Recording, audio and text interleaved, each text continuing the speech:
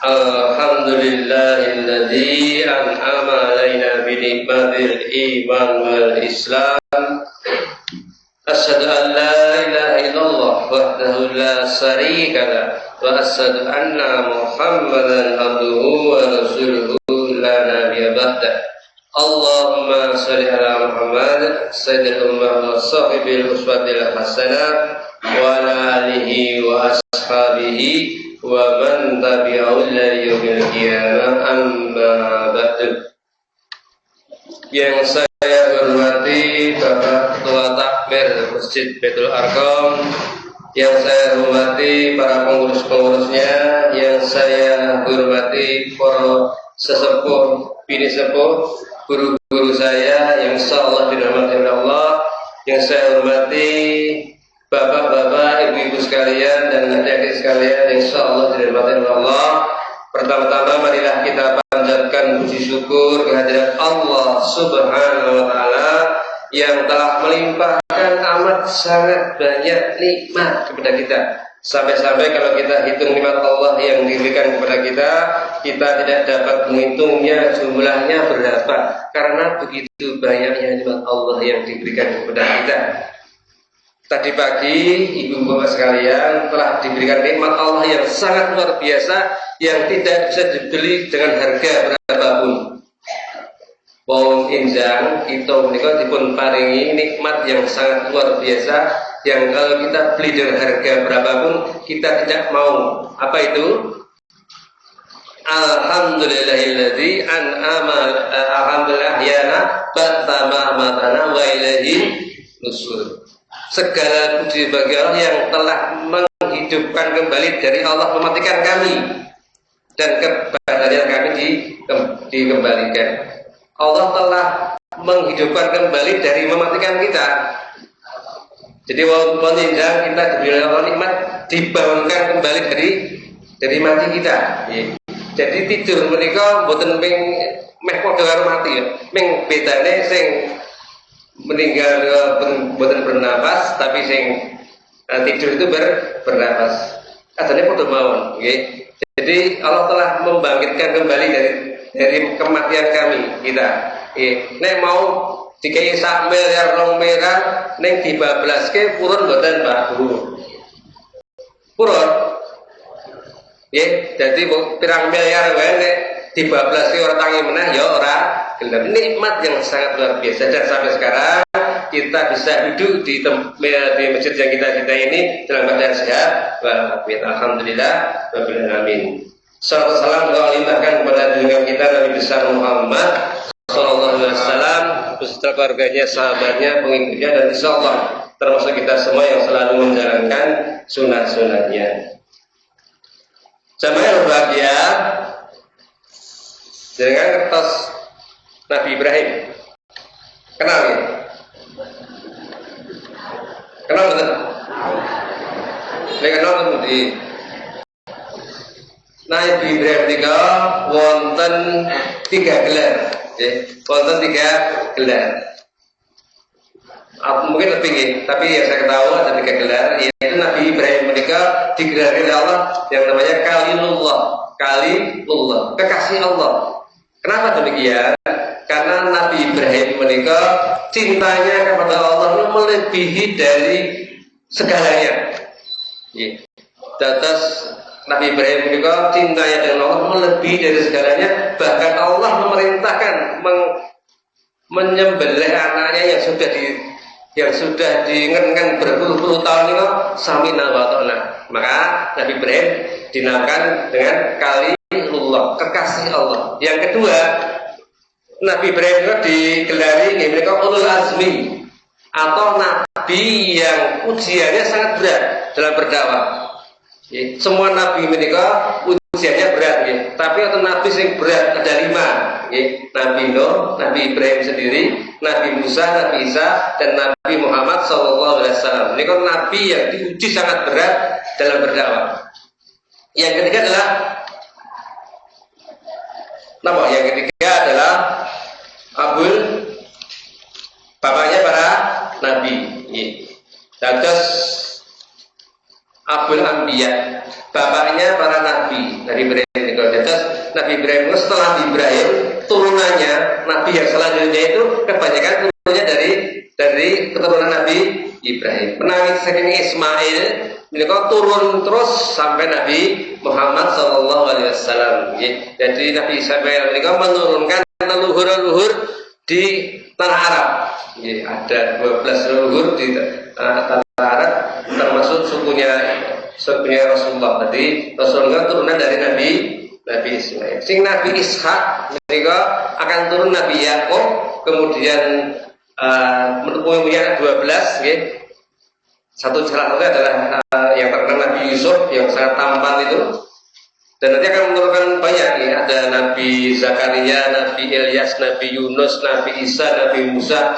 Itu turunan dari Nabi Ishak. Jadi dinamakan Nabi Ibrahim itu adalah Nabi, bapaknya para Nabi, karena keturunan banyak dari Nabi Ibrahim alaihissalam.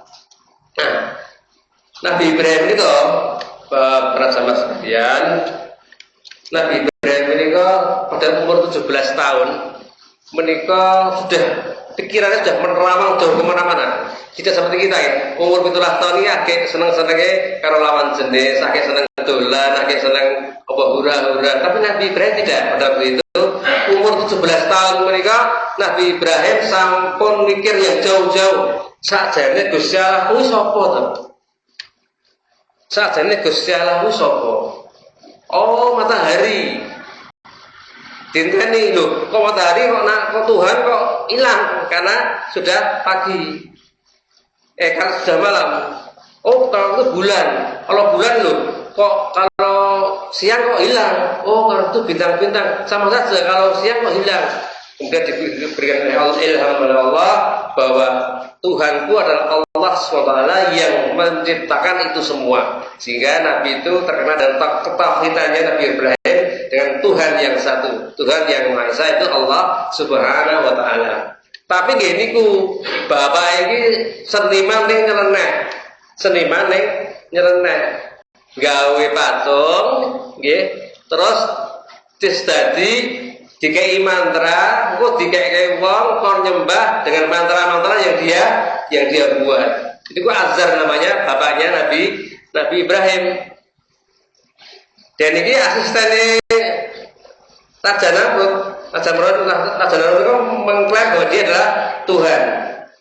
Jadi ini saat ini sampai niku Azar niku seskapnya presiden.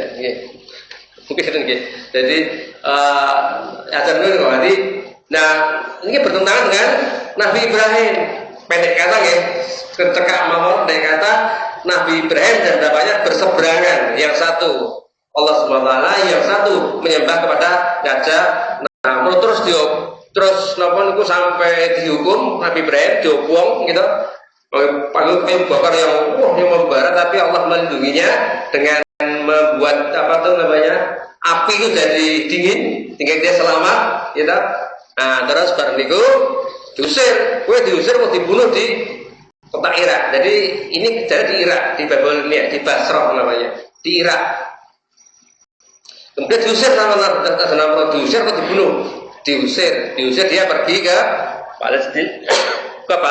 Palestina dengan istrinya namanya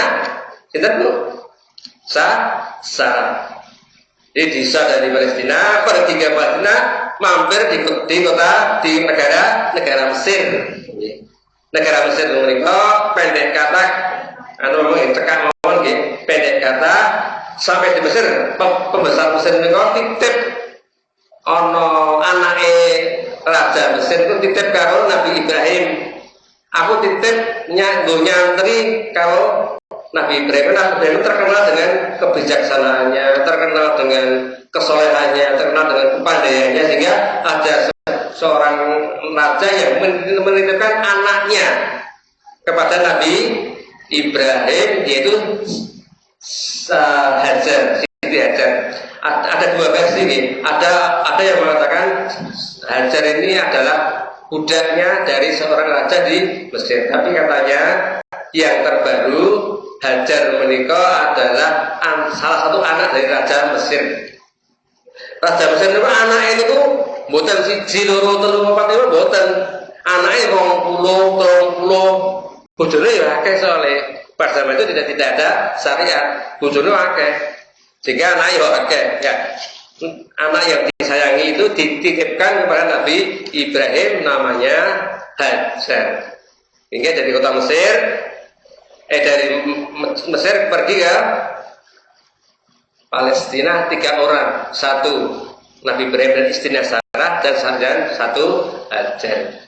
Neng setelah sampai di Palestina berpuluh-puluh tahun orang dua anak dengan Siti Hajar, orang dua anak. Yang didambakan oleh Nabi Ibrahim dan Sarah itu tidak kunjung punya anak. Nah ini pelajaran buat kita semuanya. Sarah itu salah satu istri yang sangat cantik. Nek lanang itu yang Yusuf, nek wedok itu Sarah. Kalau Khadijah, Aisyah, Maryam itu seorang wanita yang sempurna. Tapi nek Sarah itu wanita yang cantik sekali. Sehingga kalau laki-laki itu Nabi Yusuf, kalau perempuan itu Sarah. Nah itu tidak hanya mengizinkan, tapi menyuruh kepada suaminya Nabi Ibrahim itu untuk menikah lagi dengan dasar apa? Karena Allah, karena bersandar kepada Allah, karena demi Allah tidak nafsu. Ya, loh hebat benar. Seorang putri yang istri yang sangat solehah sekali. Mas Ibra, ini mohon kula nggih, tak gawe rada tak dramatis iki. Mas Ibra jenengan nek pengen punya anak mboten. Mas Ibra yang ketiga, Mas Ibra ini Ibrahim ini orang yang tidak memikirkan saja nek ora dikei yo wis. Yo pengen toh, Dik Sarah. Yo pengen aku nek duwe anak. Mbok jenengan menikah lagi. Sarah ini, Mbak Sarah ini guyon. Loh, enggak, saya serius ini, bukan guyon, bukan canda, saya guyon, saya serius ini. Begitu, Pak. Ceritanya pendek kata itu. Niki ngomongan kula nggih, tak gawe rada sithik nggih, ben sinetron nggih. Mas Ibrahim niki tidak terlalu antusias. Tapi apa yang dikatakan oleh Sarah? Wahai suamiku, jenengan iki seorang nabi dan rasul. Nek ora duwe anak, sapa sing neruske risalah kenabian itu sapa? Ngaten. Sapa sing neruske iki? Kemudian Nabi Ibrahim agak enggak. Oh iya. Nah, kemudian beliau setuju. Nah, kalau sopo sama Hajar saja yang cerdas. Hajar itu juga cantik, tapi lebih cantik tapi lebih cantik Sarah. Okay? Nah, Hajar juga cantik katanya, tapi lebih cantik Sarah. Nah, menikahlah, setuju Nabi Ibrahim diberi petunjuk oleh Allah untuk menikah dengan Hajar. Loh, ini Bu. Okay. Seorang istri mengorbankan dirinya untuk mengusulkan kepada Islam itu menikah lagi biar karena Allah, okay? Karena sadar kepada Allah bukan nafsu. Saya kemarin dapat keluhan dari seorang jamaah, Pak. Saya mau konsultasi Pak. Iya Pak. Bojo kula niku kerja teng hotel. Hotel ini ku ora itu nggo jilbab. Dadi nek teng kantor teng hotel kon nyopot jilbabe. Saya bilang sama orang itu, resign saja, keluar saja. Udah keluar saja, karena sudah menilai syariat Islam. Tapi nggak mau Pak, sampai sekarang nggak mau. Jadi lucu, nek budal niku nggak jilbab, nek ketok hotel niku dicopot, engko nek Bali dienggo meneh. Jadi menzalimi Allah, tapi tidak menzalimi manusia kebalik-balik ini. Ini kalau niatnya Allah itu sebenarnya berani. Allah pasti akan berjalan. Sampai tadi Sarah tadi, sajane yang payah tenan. Kon duwe bojo meneh, tapi Sarah itu karena berani berkorban untuk agama Islam, untuk ketauhidan, untuk Allah Subhanahu wa taala. Nah, saat ini gampangan pun nggih Bapak-bapak sekalian. semua istri saat menikah berani nggak berkorban untuk suaminya, tapi tidak se ekstrem itu ya. Ini kok anu jarang sampai menyuruh istri untuk suami untuk menikah lagi jarang. Saya ingatan mawon Bapak sekalian, onten mboten Pak garwanin jenengan sok jubuke sego kan jenengan makan, jubuke minum jenengan, terus nunggoni jenengan maem, walaupun istri tidak maem, tapi nunggoni jenengan maem. Ada betul Bang, suami sekarang masih ada ya? Ada.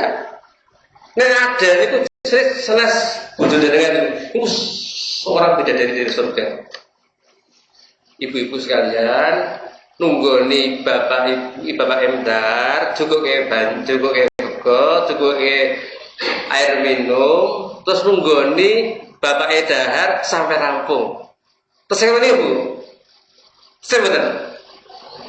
Terus saya, nek pulang betul nih. Iya bu yo mam yo, sama saya baik. Untuk gue, wes mau. Kapan mandi baik gitu. Okay.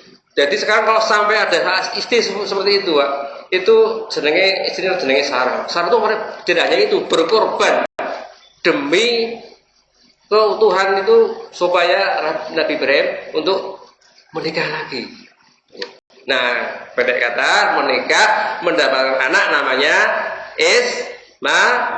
Ismail. Nah, sekarang ada bapak keluarga Ibrahim dengan anaknya Ismail dengan istrinya Hajar dan Sarah. Sak soleh seorang wanita. Nek delok saniki tak takon Bu, Pak Nabi Ibrahim itu sekarang fokusnya kemana? Kemana fokusnya?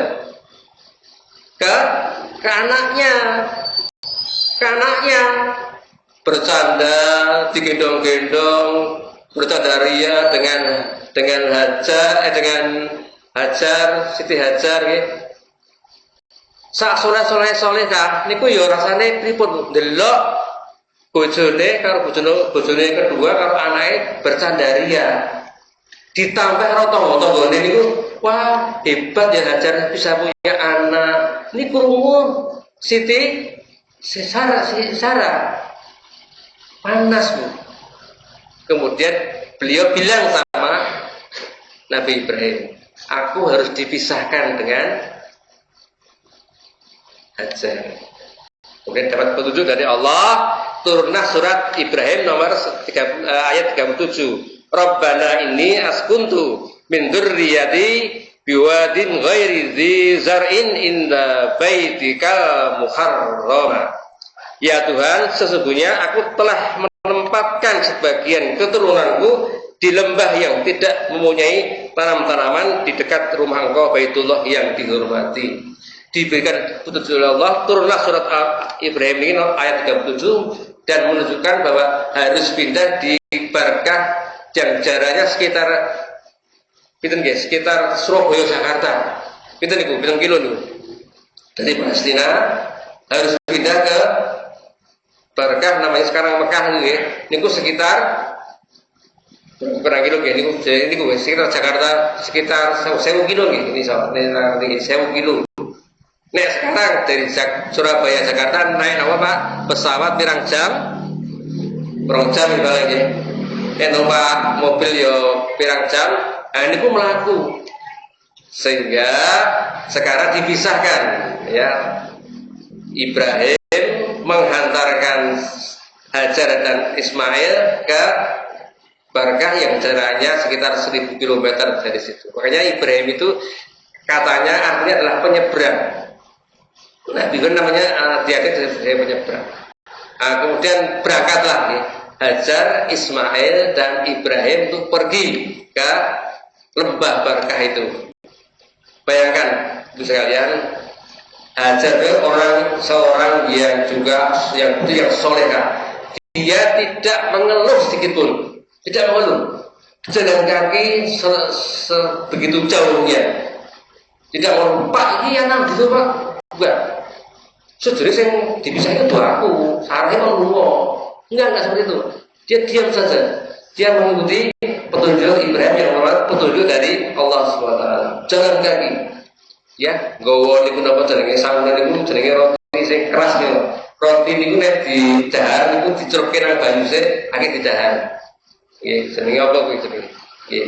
Karo berapa air minum. Jalan kaki terus, tidak mengomel gitu. Pakune tenang rest area tunggu bakso ya, enggak ada.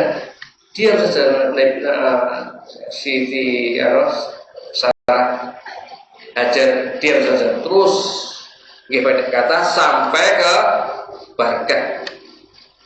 Sampai ke Barkah. Sampai ke Barkah niku agak sedih sesaat Nabi Ibrahim ini Bali meninggalkan Sarah Hajar sama Ismail yang masih kecil. Nah, itu baru tanya dari tadi pernah tanya Siti Hajar tanya kepada Nabi Ibrahim, wahai Ibrahim, mengapa kamu tinggal di sini? Bukan marah, bukan ya, bukan mengeluh, tapi hanya tanya, wahai Nabi Ibrahim, mengapa aku tinggal di sini? Terus putih bahkan tidak ada air, tidak ada tumbuhan, tidak ada penghidupan, tidak ada rumput tidak ada, orang batu-batuan kabeh ditinggal kurung terus seperti ibu-ibu sadar atau ibu-ibu ditinggal lapangan SKB jam 12 awan karo garwane malah tinggal gini itu sedingung lho Pak, karena coba tinggal ini dewi nang SKB jam 12 awan tangkang itu tidak situ Pak, di sebuah lembah yang tidak ada orangnya, ditinggal dalam Nabi Ibrahim. Waktu ditanya, wahai Ibrahim, kenapa engkau tinggal aku di sini? Diam saja, karena saking tidak tegonya, tidak tego, sampai 3 kali, diam saja. Kemudian Nabi Ibrahim bertanya yang benar, wahai Ibrahim, apakah ini petunjuk dari Allah? Gitu kan? Apakah ini petunjuk dari Allah? Jawabnya benar, iya. Apa jawabnya? Jawabnya, tinggalkan aku. Allah tidak akan mengecewakanku. Hebat ya. Karena Allah tinggalkan aku. Allah tidak akan mengecewakanku.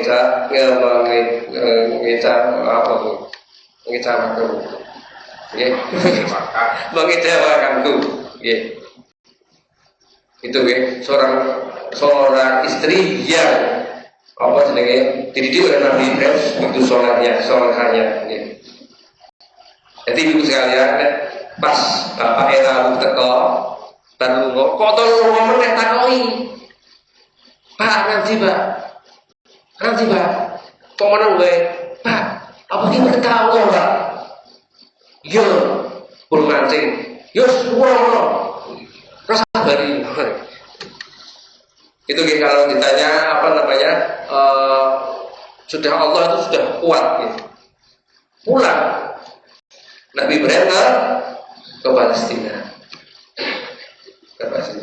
Nah sekarang Hajar sendiri di lembah yang sangat sunyi, orang ono banyu, orang ono gum liwang orang ono yo piye.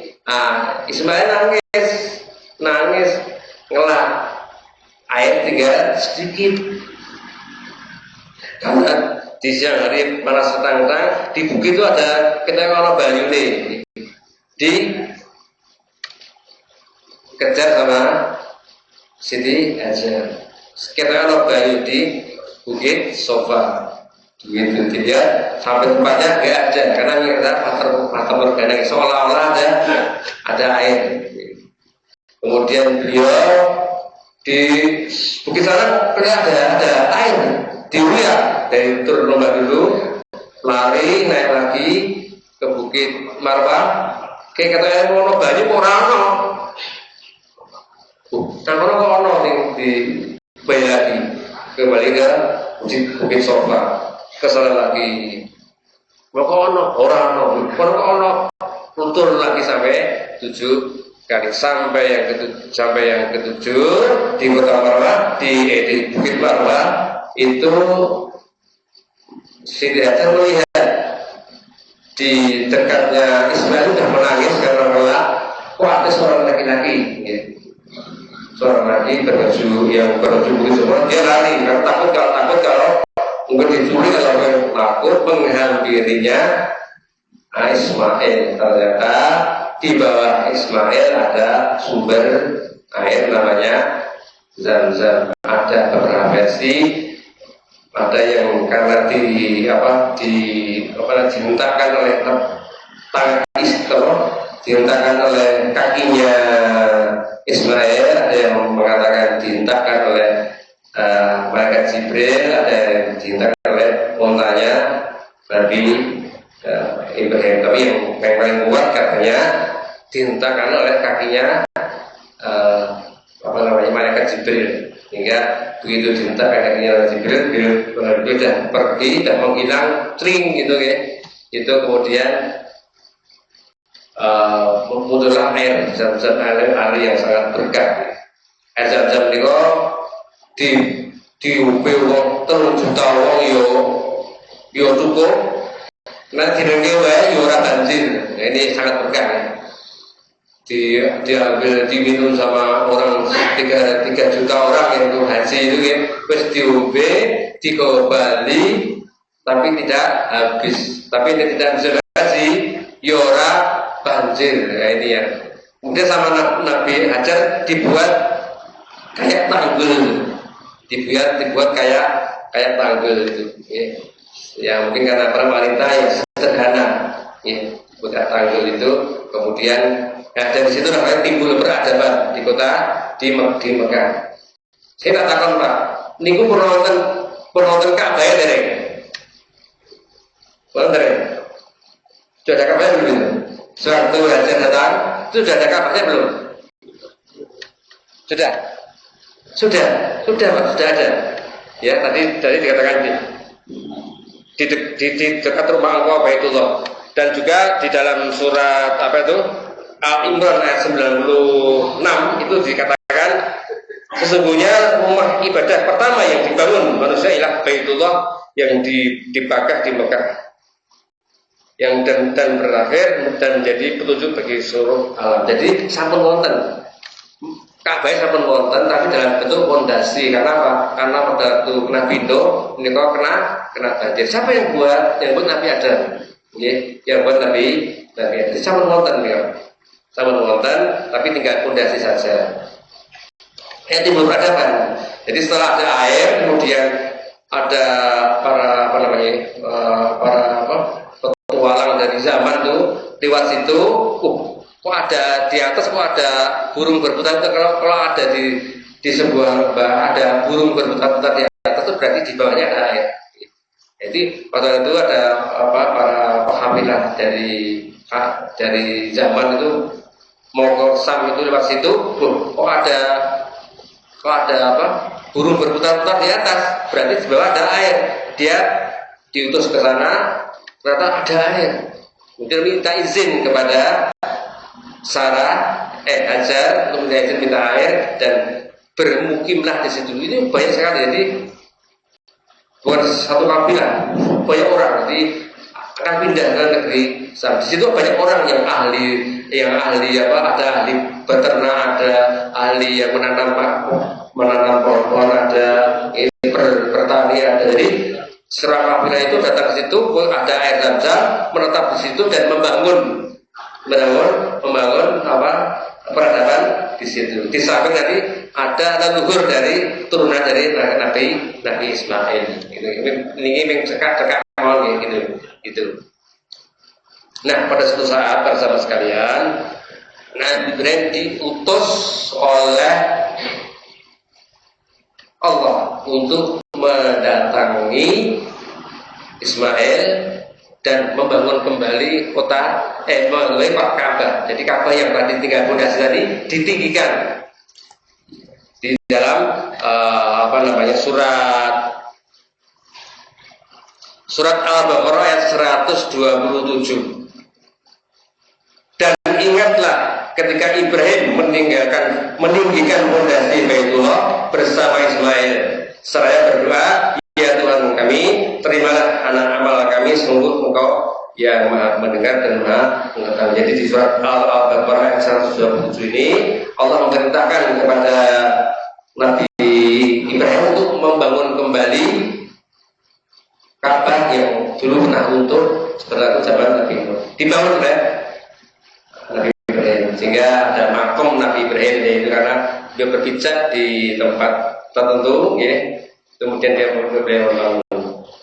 Nah, pada itu beliau datang rawuh wonten Mekah menika wonten Barakah menika. Ismail tahu menika. Apa yang dilakukan Ismail, seorang anak yang tidak pernah berjumpa dengan bapaknya. Oh, bapak itu loh. Oh, tahu dari aku malah tinggal. Enggak, begitu. Ya. Apa yang dilakukan oleh Ismail? Membantu Nabi Ibrahim untuk menaikkan fondasi Ka'bah. Jadi anak ini tahu beban orang tua. Ini, ya. Jadi anak sangat bagus. Anak ini Ismail tahu beban orang tua. Makanya di sebelah sisi mana, ya? Saya kalau belum haji soal ini. Sebelah sisi mana itu ada namanya Hijr Ismail, ya. Kita, jadi Hijr itu hajar itu batu. Kalau ditoto jadi Hijr Ismail. Di sisi mana itu saya kurang beritahu. Ya, jadi ada namanya Hijr Ismail, itu adalah yang disusun oleh Nabi Ismail. Itu membantu bapaknya. Ini tahu beban orang tua. Tahu. Oh, bapak repot tak ulangi. Monggo, Bu sekalian, anak-anak kita, nek bapaknya kayak rubah motor, rubah mobil, bapaknya anaknya teko, Pak, ini Pak, tak joli Pak, tak membayar Pak. Nah, ini namanya tahu beban orang tua. Ibunya baru ngepel, baru nyapu, ada anaknya putri, Bu rasa Bu, ini Bu tak anu wae tak apa, tak joli ini tak sepune ibu laran wae. Itu namanya tahu beban orang tua. Ini jadi ada Nabi Ibrahim yang hebat sekali. Ya. Ini saat zaman sekarang kita betul-betul ya, bapak lagi ngubah mobil, anaknya teko, Pak Mones, resik tanggone ya Pak ya, malah gitu ya. Nek ada seorang anak yang tahu ibunya nyapu, bukan orang resik Bu, malah gitu. Ya. Ini nggak tahu beban orang tua. Ini tahu. Begitu Ismail, walaupun tidak pernah jumpa, walaupun Ismail menikah lama nggak jumpa, membantu Ibrahim untuk meninggikan Ka'bah menikah. Itu tahu beban orang tua. Ini yang penting. Ya. Nah, pendek kata, ya, jadi setelah beberapa lama, kemudian tibalah saatnya Nabi Ibrahim mendapatkan perintah untuk menyembelih Nabi Ismail. Ini sangat berat sekali. Di dalam surat As-Saffat ayat 102. Ya bunayya inni ara bil manami anni atbahuka fandur madza tara. Ini indah sekali. Wahai anakku. Ini kalimat yang sangat indah. Wahai anakku, sesungguhnya aku tadi malam bermimpi menyembelihmu. Bagaimana pendapatmu? Nah, ini lagi pelajaran lagi. Seorang Nabi Ibrahim sudah jelas diperintah untuk menyembelih dan mengatakan, wahai anakku, sesungguhnya aku tadi malam bermimpi menyembelihmu. Bagaimana pendapatmu? Masih mengatakan bagaimana pendapatmu? Sehingga anak menikah, saya saudara sekalian, kalau punya anak tolong selalu diberikan gagasan. Nah, aku kiar ini, piye naik gitu. Jadi selalu anak kita itu diberikan pendapat. Biar nanti di luar itu dia diperpede percaya diri itu selalu berpendapat di tempat umum, di sekolah, di masyarakat.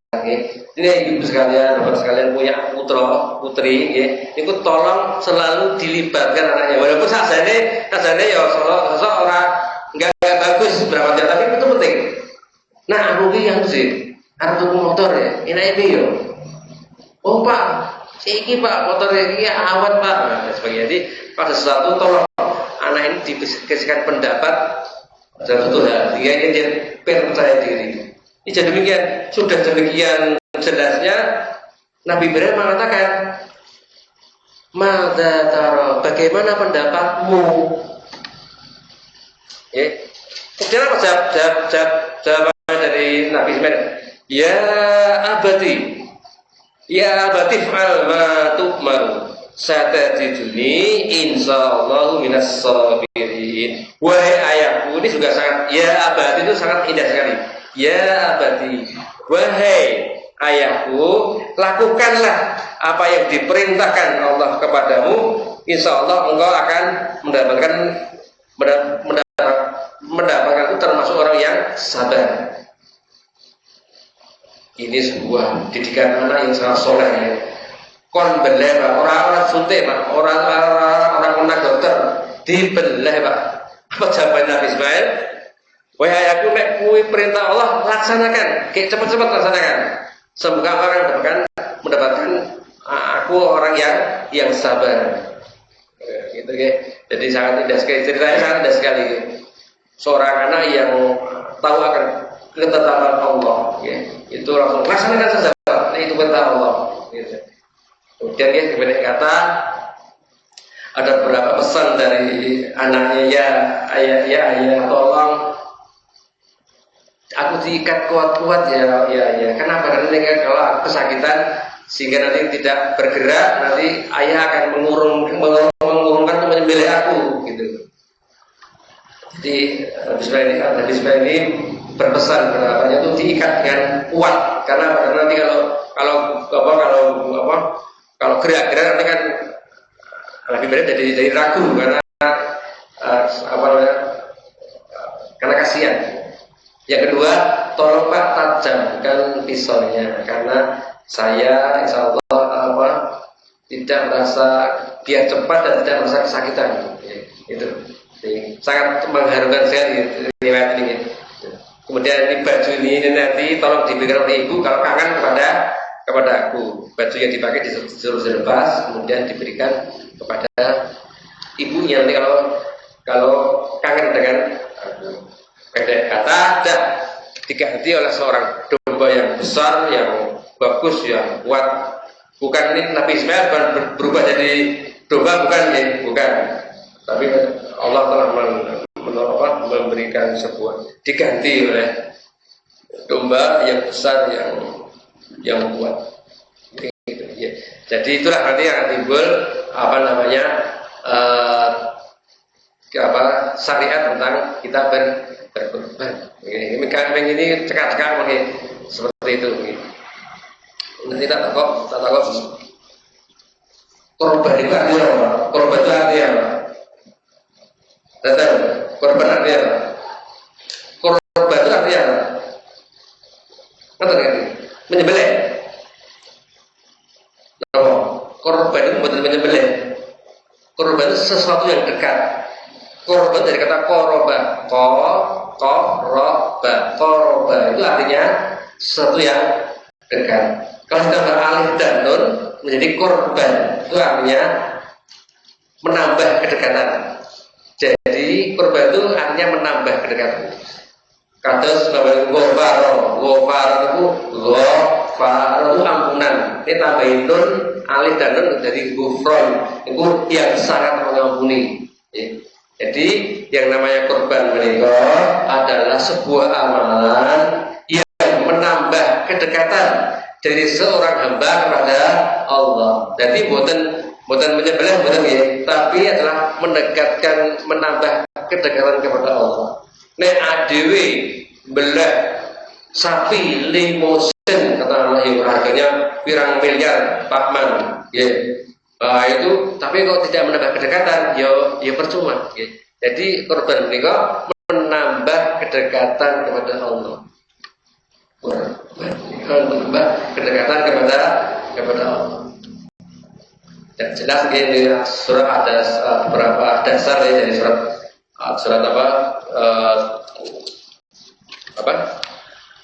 Inna al-Kausar inna ta'atoina kal-Kausar fasalli li rabbika inna saniyaka wa'abda. Sungguh kami telah memberimu Muhammad nikmat yang banyak, maka laksanakan sholat karena Tuhanmu dan berkorbanlah sebagai ibadah dan mendekatkan diri kepada Allah. Sungguh orang yang membencimu dialah yang terputus dari rahmat Allah. Jadi ngeten, asbab nuzulnya surat Al-Kausar ini turun niku begini. Jadi Nabi Muhammad menikah semakin lama semakin berdakwah dengan sangat intens, sehingga sekarang beridia Rasulullah berani berdakwah dengan terbuka, ya, orang kombian delik. Sekarang enggak, Rasulullah semakin terbuka, semakin banyak yang mengikuti dakwah Rasulullah. Jadi banyak orang yang masuk Islam, yang masuk ke nama Islam di Mekah.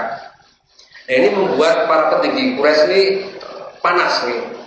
Dipanggil Abu Thalib, pamannya. Lep, kayak suruh kayak Muhammad kayak elekno kotak tandangi diri. Kamu kamu terus dilarang sebenarnya kami serem atau naik lagi ngelege kotak tandangi diri. Ditantang oleh Rasul. Yaudah, Abu Thalib katakan, yus ini tak bilangin saja. Kamu gak usah tak bilangin sama Abu Thalib. Karena Abu Thalib gak bilangin Rasulullah terus jauh. Nah, setelah itu timbul sebuah cacian makian dari para Quraisy untuk menghambat dari dakwah Rasulullah. Ada orang yang mengatakan seorang penyihir, ada orang yang mengatakan seorang penyair. Nah, yang paling sakit itulah seorang yang abtar. Abtar itu Rasulullah dikatakan orang yang mandul, tidak punya anak. Ini yang membuat Rasul sedih. Nah, Rasulullah itu kan anaknya semuanya laki-laki meninggal ya. Kita anaknya laki-laki, anaknya Rasulullah pinten Pak? Bu, Pak. Anaknya Rasulullah pinten? Ada yang tahu? Itu ya. Sing laki-laki ini sing putri niku sinten? Ummu Kulsum, terus Fatimah, terus siapa? Ada anak Nabi, ada Surah, 3 laki-laki, 4 perempuan. Pertama Qasim, Ibrahim, Zainab, Ruqayyah, Ummul Kalsum, Fatimah. Di 4 ya. Sing lanang itu Qasim, Abdullah, Ibrahim. Itu 3, yang 4 Zainab, Ruqayyah, Ummul Kalsum, Fatimah. Kita niku sudah yang laki-laki meninggal semua. Ya, meninggal semua. Yang perempuan zamannya tinggal Siti Fatimah. Siti Fatimah ya Allah. Zam-zam di Baitullah. Terakhir ya. Siti Fatimah ya Allah, binti ya Rasulullah. Itu. Jadi Rasulullah dikatakan abtar, tidak punya anak, mandul, terputus apa? Turunannya. Ini yang membuat Rasulullah sangat sedih. Ya, sangat sedih. Kemudian turunlah surat Al-Kausar ya, untuk menghibur inna atau yang Kausar. Sungguh kami telah memberimu Muhammad nikmat yang banyak. Ya, jadi Al-Kausar itu telaga di surga. Jadi sungai di surga itu ada telaga yang namanya telaga Al-Kausar. Nanti yang tunggu itu adalah Rasulullah. Yang tunggu itu Rasulullah. Kita diizinkan, insya Allah oleh Rasulullah untuk meminum itu besok di negeri di Al-Kausar tadi. Besok itu minum. Kalau kita minum itu, maka kita tidak akan haus selama-lamanya. Itu yang menunggu Rasulullah. Itu nikmat yang besar. Allah berikan kenikmatan kepada Rasulullah. Ya, itu. Kemudian yang abtar itu bukan Muhammad, tapi yang membenci Muhammad itu yang abtar, yang terputus rahmatnya. Itu. Sehingga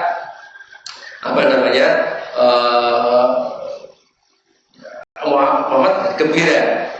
Pada itu turun itu dia Rasulullah sedang bercengkrama dengan para sahabatnya. Dan Rasulullah tersenyum sendiri, tersenyum. Dia ditanya para sahabat, wahai sahabat, wahai Rasulullah, kenapa kau tersenyum? Turunnya surat ini ternyata baru menerima surat Al-Kautsar menika. Itu. Kemudian teman-teman sekalian, sekali lagi saya ingatkan bahwa kalau kita mempunyai sebuah masalah yang sangat pelik yang seolah-olah tidak bisa kita selesaikan dengan baik, itu tolong dekati Allah. Contohnya yang tadi berkorban, dekati Allah, karena Allah yang punya solusi, Allah yang punya penyelesaian itu Allah. Dekati Allah. Kita punya masalah, seolah-olah itu orang masalah sana, orang gelap gitu. Dekati Allah, pasti Allah akan memberikan sebuah penyelesaian. Punya solusi itu pasti, apapun itu, abot-abotnya itu pasti Allah akan memberikan solusi. Satu contoh. Di dalam surat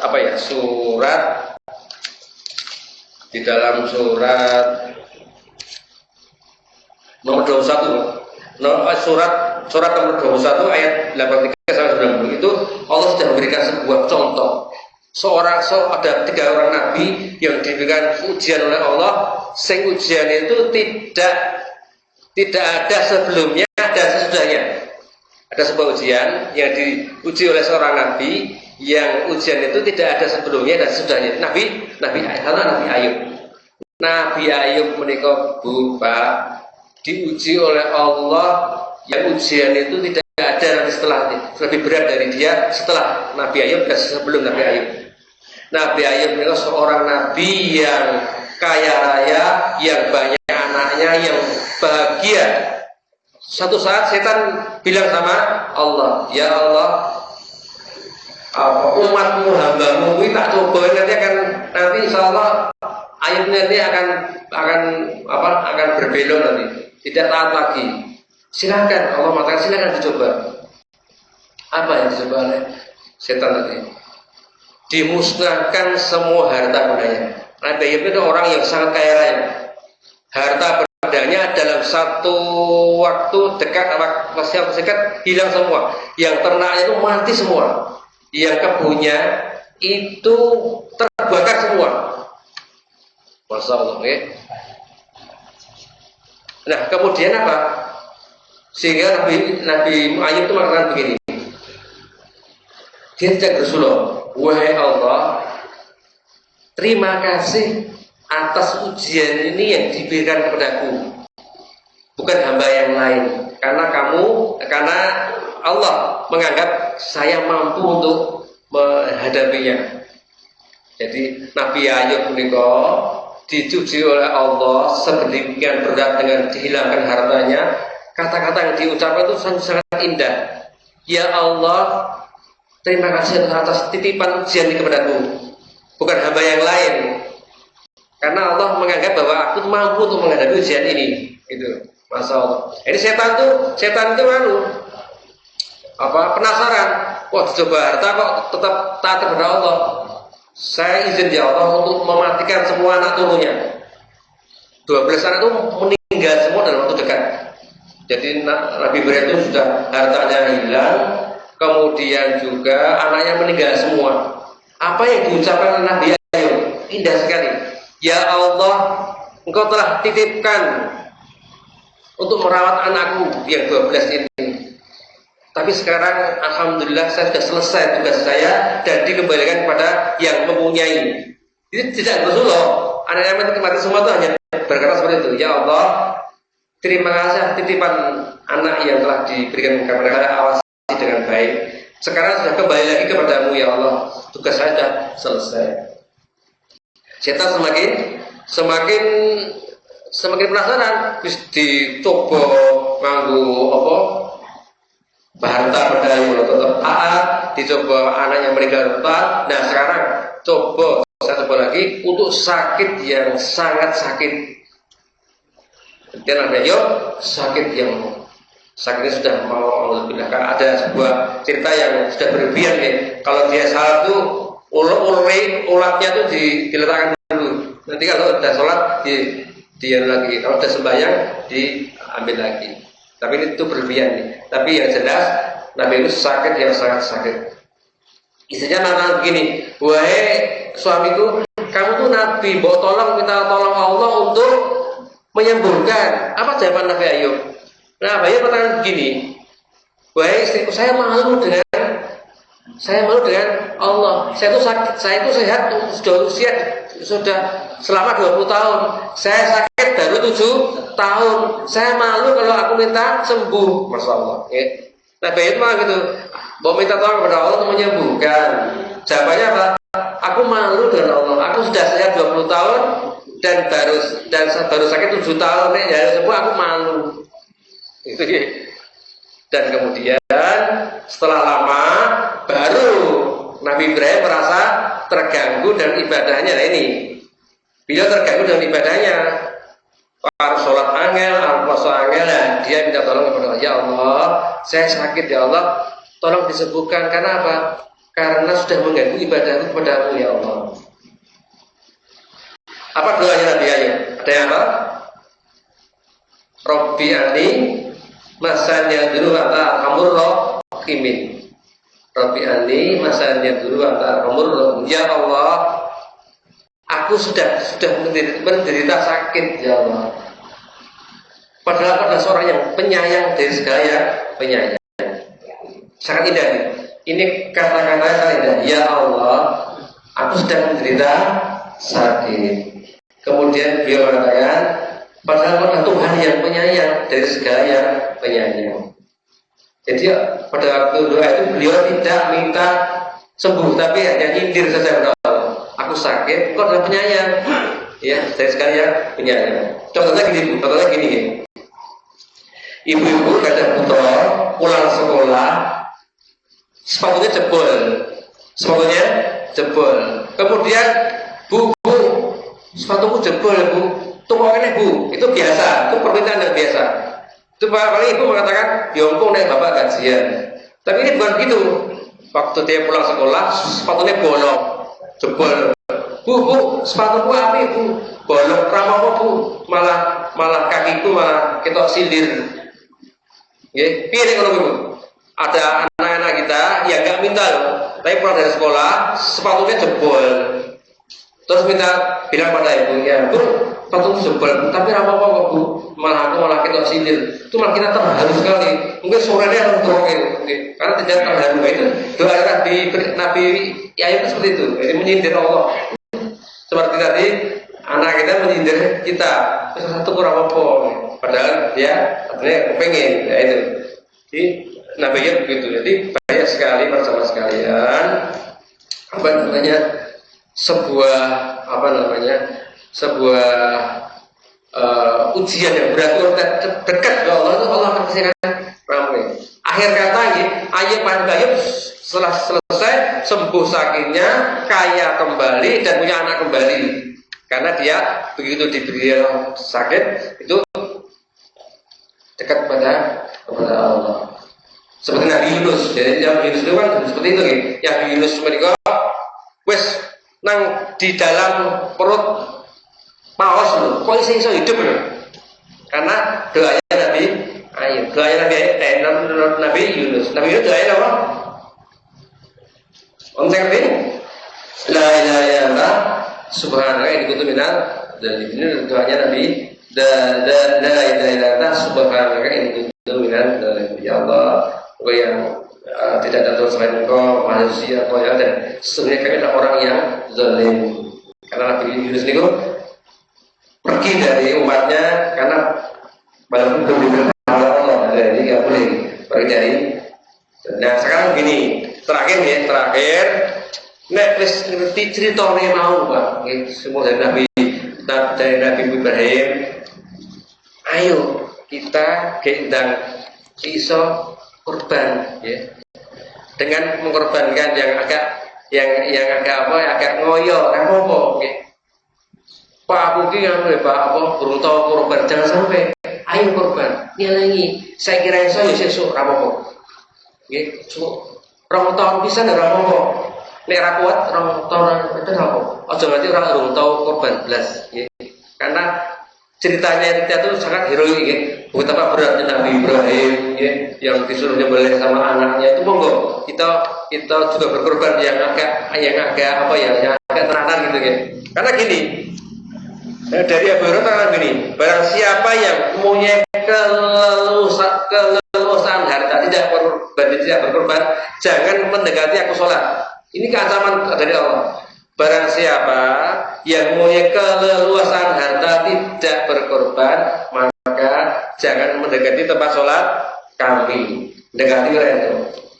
Ini tak ubah gini, Pak. Barang siapa yang mempunyai keleluasaan harta, atau gini, barang siapa yang mempunyai mobilnya bagus mahal, yang mempunyai motornya mahal, yang mempunyai jamnya mahal, yang mempunyai kelaminnya mahal-mahal, kok tidak berkorban, jangan mendekati aku sholat. Oke, jadi prakorban, tapi mobilnya api, motornya api, jamnya larang, kelaminnya api-api, orang korban. Ya, jadi ini saja nih mampu, tapi tidak diprioritaskan. Ya.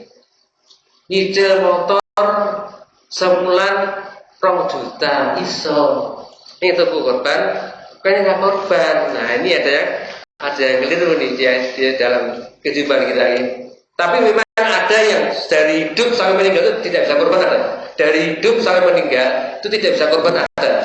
Nah, karena Allah Rasulullah pernah bersabda, aku korban 2 kambing, 1 untuk keluargaku, 1 untuk umatku. Maksudnya umatku yang benar-benar fakir dari lahir sampai meninggal itu tidak berkorban karena sangat miskinnya itu diwakili oleh Rasulullah SAW.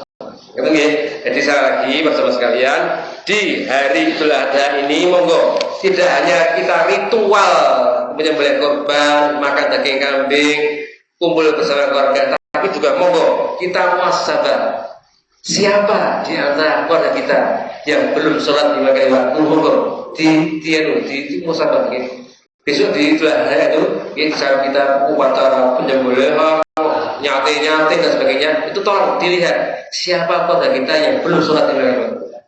1, 2, siapa yang anak-anak kita yang belum memakai hijab, anak kita yang putri, ya, kok masih gede itu belum hijab, monggo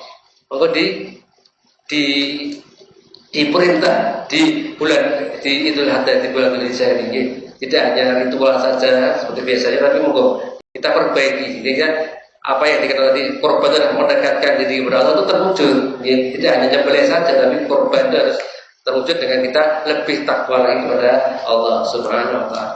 Itu nggih, Bapak sekalian, ini sudah jam 7 lebih, mohon maaf. Apa yang saya sampaikan mudah-mudahan bermanfaat buat saya pribadi dan benar-benar jamaah sekalian. Gitu. Akhirul kalam, yang ngapunten ada kata-kata yang tidak berkenan, kami mohon maaf yang sebesar-besarnya. Akhirul kalam, wassalamualaikum warahmatullahi wabarakatuh.